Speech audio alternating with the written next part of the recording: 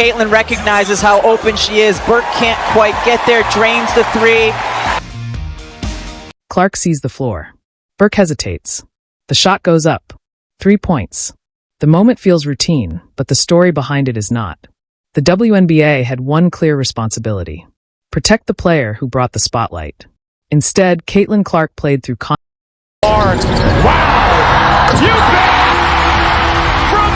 constant contact, public doubt, and a system that never fully adjusted to her impact. Night after night, she absorbed hard fouls. Questions followed her everywhere. About favoritism, about toughness, about whether she belonged at the center of the league she was carrying. WNBA scouts were at Williams Arena tonight for a sold-out Gopher women's basketball game. And yet, the results were undeniable. Sold-out arenas in cities that once struggled to fill seats. National broadcasts drawing audiences the league had never seen. Merchandise flying off shelves. Clark didn't just play games. She changed habits. She turned casual viewers into regular fans. She made women's basketball part of the daily sports conversation. Now, everything feels different, because the same player who lifted the league may be preparing to walk away from ESPN's Stephen A. Smith always gives us his candid opinion no matter what the topic is. From it. Reports suggest outside interests with enormous financial backing have taken notice. The kind of money that makes rookie contracts and league salary caps look insignificant. The kind of offer that forces serious reflection.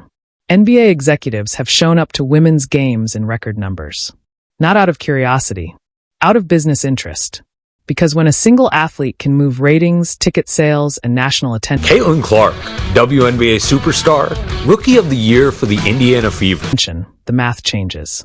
If Clark leaves, the question becomes unavoidable. Can the league survive without the player who reintroduced it to the mainstream? Stephen A. Smith did not arrive at this moment by accident. For months, he spoke openly when others stayed cautious. While many analysts softened their language, he pointed directly at the problems. Every hard foul, every moment of silence from leadership, every missed opportunity to protect and promote the league's most valuable asset. Clark was not just a rookie. She was the engine. And when the engine feels unsupported, it looks for another road. If that road leads elsewhere, women's basketball may never look the same again. Every time league leadership failed to protect the player producing more revenue than anyone in franchise history, one voice kept getting louder.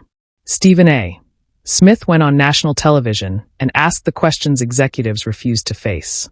While the league leaned on carefully worded statements and corporate language, he chose confrontation. He saw the pattern forming, and he made sure the public saw it too. On first take, he didn't hedge. He didn't soften the message. He said the commissioner needed to step aside. Not as a suggestion, as a conclusion. In his view, the league had completely mismanaged the greatest opportunity it had ever been handed. He called out the tension inside locker rooms, the resentment, the quiet hostility toward a generational talent who should have been embraced, not tested. He questioned how a league could market growth while allowing its most valuable player to take repeated punishment on the court with little response from leadership. He pointed to the optics that fans couldn't ignore. Caitlin Clark flying commercial, crowded regional flights, long travel days, while male athletes with a fraction of her cultural pull traveled by charter, surrounded by comfort and protection. To him, that wasn't just unfair. It was embarrassing. He asked why the most recognizable player in women's basketball was left off the Olympic roster. Not because of performance, not because of readiness, but seemingly because she disrupted a hierarchy. In a global event where visibility matters most, the league... I think the biggest thing is just confidence. I think sometimes, I feel like I'm closer to the basket than I really am, but also the adrenaline gets going, the crowd gets behind you. ...and overreach. And through all of it, he issued the same warning again and again. If the WNBA did not adapt quickly, someone else would. If the league continued paying a superstar pennies while she generated millions, the market would intervene. Not politely, decisively. He said powerful investors were watching, tracking every hard foul, every moment of silence, every signal that the league did not understand its own value. He said opportunity never waits forever. Inside league offices, those warnings were brushed aside. Smith was labeled a provocateur, a personality chasing attention. Executives assumed the status quo would hold. They believed there was nowhere else to go. Women's basketball had no alternatives before, so they trusted that it never would. They believed control equaled security. That belief now looks dangerously wrong. Because confidence without adaptation isn't strength. It's exposure. Sometimes Clark has said the moment moves faster than her sense of space. The adrenaline hits. The crowd rises. And suddenly the basket feels closer than it really is. That same momentum is now shaping events far beyond the court. According to information Stephen A. Smith says comes from trusted sources, the Saudi Public Investment Fund has zeroed in on Catlin Clark and Sophie Cunningham as central figures in a new global basketball venture. Not an exhibition. Not a side project. A direct competitor to the WNBA. These discussions are no longer hypothetical. They are happening now. Behind closed doors. In rooms league executives are not invited into. The financial figures being discussed dwarf anything the WNBA can Ask me, like, do I get more nervous for this or basketball? And it's this, and it's not even remotely close. Like, I don't worry about basketball too much. Current contracts look symbolic. Amounts so large that any serious athlete would be forced to listen. And this is the backdrop. A league that spent an entire season allowing its most valuable star to absorb physical play, skepticism, and silence from leadership is now scrambling to contain a situation it failed to anticipate. What looks like panic today is the result of years of hesitation. Stephen A.'s warning carries weight because of who he is and where his information comes from. His reach extends across the NBA, the WNBA, international federations, and global business networks. He has a long record of reporting stories before they become public knowledge. Not by guessing, by being trusted. When he spoke about a potential billion-dollar offer tied to Clark and Cunningham, his tone was measured, focused, certain. He didn't sound speculative. He sounded informed. His message to the league was blunt. Caitlin Clark last played for Indiana against New York, and now she takes it in off glass and has a chance for a three-point play. If you don't protect your most valuable asset, someone else will. If you don't value what you have, the market will. Now it appears that process is already underway, and the WNBA is confronting what happens when repeated warnings are ignored. To understand why this rumor has triggered alarm across league offices, look at the numbers. Catlin Clark earns under $100,000 on her rookie contract. That is the reality. The player who turned women's basketball into appointment viewing. The athlete who filled arenas nationwide. The star whose games now pull television audiences that rival established men's sports properties. Her salary is closer to an entry-level corporate position than to the value she creates. Even with endorsements included, the gap between what she earns and what she generates remains massive. Every time Clark steps on the court, ticket sales spike. Broadcast ratings climb. Merchandise moves. Sponsors activate. That imbalance is the leverage. And leverage, in professional sports, never stays dormant for long. She banks it off the glass. The whistle blows. And once again, the building is on its feet. Every city she visits tells the same story. Tickets vanish within minutes. Arenas that once struggled to fill lower sections sell out completely. Television ratings jump by double digits whenever her name is on the schedule. Games without her cannot touch those numbers. Anything tied to her brand moves instantly. Jerseys. Posters. Merchandise. Retailers struggle to restock because demand never slows down. Catlin Clark injected urgency into a sport that spent decades trying to break into the American mainstream. She didn't need years to do it. She didn't need multiple seasons. She changed the conversation before finishing her first year as a professional. The league's response was revealing. A salary of roughly $76,000. Repeated hard contact on national broadcasts. Veterans testing her physically night after night. Little visible protection from leadership. The U.S. Justice Department will review the PGA Tour's plan to merge with Saudi-backed Live Golf to determine if it violates antitrust law. And a culture that often felt more resentful than appreciative. That contrast told fans everything. The player driving revenue was not being valued at market level. Now compare that to how global investment groups operate. The Saudi Public Investment Fund does not function inside traditional American league limits. They do not use salary caps to suppress earning power. They do not negotiate incremental raises over months of debate. They do not question whether star talent is worth the cost. Their model is simple. Identify undervalued assets. Move fast. Write checks large enough to change the landscape overnight. This is not theoretical. It already happened in professional golf. The PGA Tour once looked untouchable. Decades of history. Total control over elite talent. Then LIV Golf arrived, backed by Saudi funding, offering guarantees so large that even lifelong loyalists reconsidered everything. Within months, the balance of power shifted. The sport fractured. And eventually, even the PGA had to acknowledge reality. That same playbook is now aimed at women's basketball. And the WNBA is unprepared because it never believed competition at this scale was possible. The rumored offers are staggering. Guaranteed money that could exceed the lifetime earnings of most WNBA veterans combined. Individual contracts potentially reaching $50 million or more for headline players. Private charter travel instead of cramped commercial flights. Global events in premium destinations instead of exhausting domestic schedules. No artificial salary limits. Players paid exactly what the open market says they are worth. Revenue sharing that actually reflects value creation. And ownership stakes that turn athletes into partners, not expendable labor. When that kind of offer sits next to a $76,000 salary, the comparison isn't even close. It isn't negotiation. It's exposure. And for the first time, the WNBA is facing a reality it never planned for. A world where its biggest star has real options.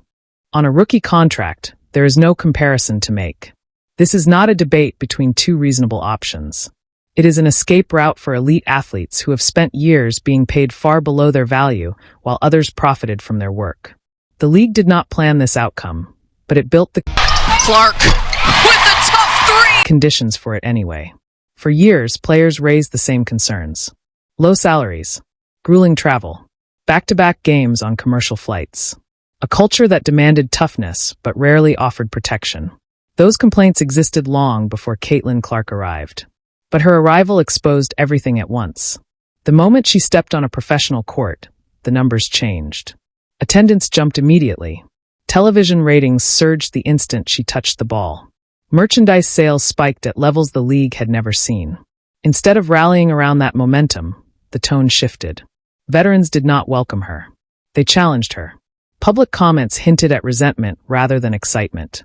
The message was subtle at first, but it was there. Then it turned physical. The hit from Kennedy Carter became a turning point. A hard check, live on national television. Minimal reaction from officials. No strong response from the league. Fans watching for the first time were stunned. They didn't see a league protecting its future. They saw a league allowing hostility to play out unchecked. That moment changed perception. The narrative slipped out of the league's control and never fully returned. Behind the scenes, the explanation was familiar. Hierarchy. Control. The old guard reluctant to give way to a new face. Clark off the screen, has it taken away, just a second turnover for Clark. But markets do not care about hierarchy. Investors look for cracks. And the WNBA showed plenty. A superstar feeling isolated. A fan base growing angry.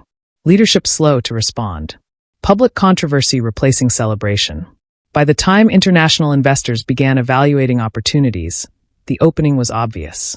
The league had done the hard part by creating a star, then failed at the easier part, keeping her supported. That is why Caitlin Clark commands extraordinary value. Not because of one season, not because of one shot, because she changes behavior.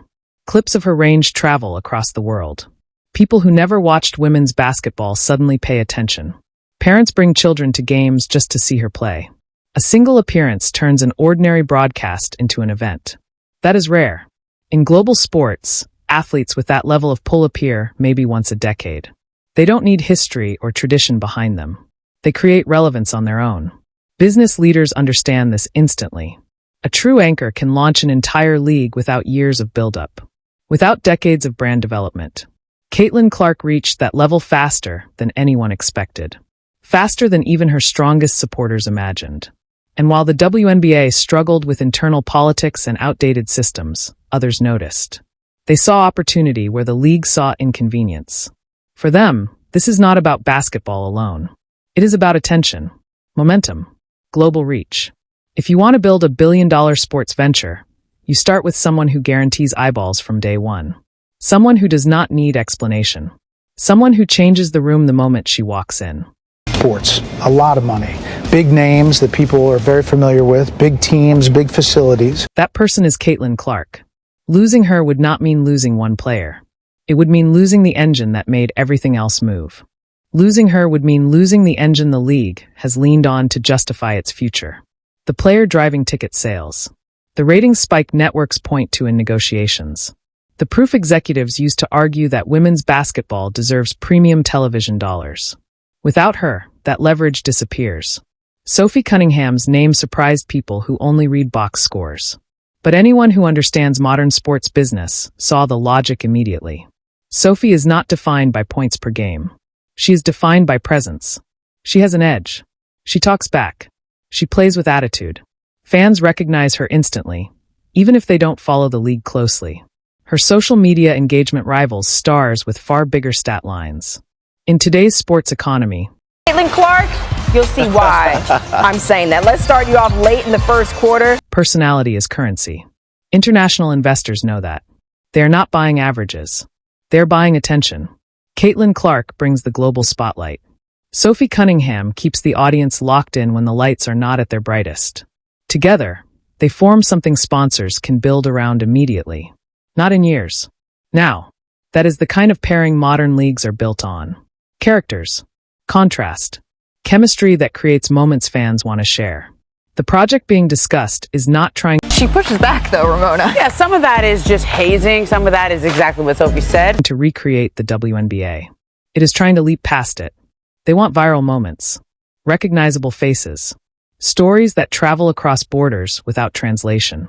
From that perspective, the choice makes perfect sense. What has unsettled league officials the most is not the rumor itself. It is the silence that followed. In professional sports, silence is never accidental. When false stories break, denials come fast. Agents respond. Teams issue statements. Leagues move quickly to shut things down. Catlin Clark with 32 points, 9 assists, and 8 rebounds. Here's Clark on her return. Catlin Clark's camp said nothing. Sophie Cunningham's camp said nothing. The league avoided direct answers. Silence like that usually means one thing. Discussions are real. And nobody wants to lose leverage by speaking too soon. Stephen A. Smith understood that when he doubled down publicly. He did not hedge. He did not soften his language. He spoke like someone who already knew where this was headed. When he is wrong, he retreats. When he is right, he presses forward. This time, he leaned in. That tone alone sent a message across the industry. This is not gossip. This is positioning. The timing could not be worse for the league. Clark is enduring a punishing season. Hard fouls. Crowded commercial flights. Non-stop scrutiny. Every ignored whistle adds frustration. Every rough landing adds fatigue. Every dismissive comment adds motivation to look elsewhere. Now place that reality next to the alternative being discussed. Private jets. Global showcases. Luxury accommodations. Contracts that secure families for generations. The comparison is impossible to ignore. Agents understand leverage Stephen A., yesterday on First Take, you called for Kathy Engelbert's resignation. better than anyone in sports. If Clark's representatives wanted this story gone, it would have vanished instantly. One sentence could have ended it. They chose silence instead. That choice forces the league to react. It pressures broadcasters. It pushes bidders to raise offers. It reminds everyone involved exactly how much power these players hold. This is not hesitation. It is strategy. The WNBA once believed loyalty and tradition were enough. That history would keep its brightest stars in place. That there were no real alternatives. That belief no longer holds. Power has shifted. The market has changed. And one signature could rewrite the future of women's basketball overnight. The real question is no longer whether change is coming. It is how fast it arrives. And how much of the old system survives once it does. Decisions are already being shaped in private rooms. Between agents, investors, and players who now understand their true worth. When the dust settles, the sport may look nothing like it does today. And those who assumed the league was untouchable may be the most shocked of all.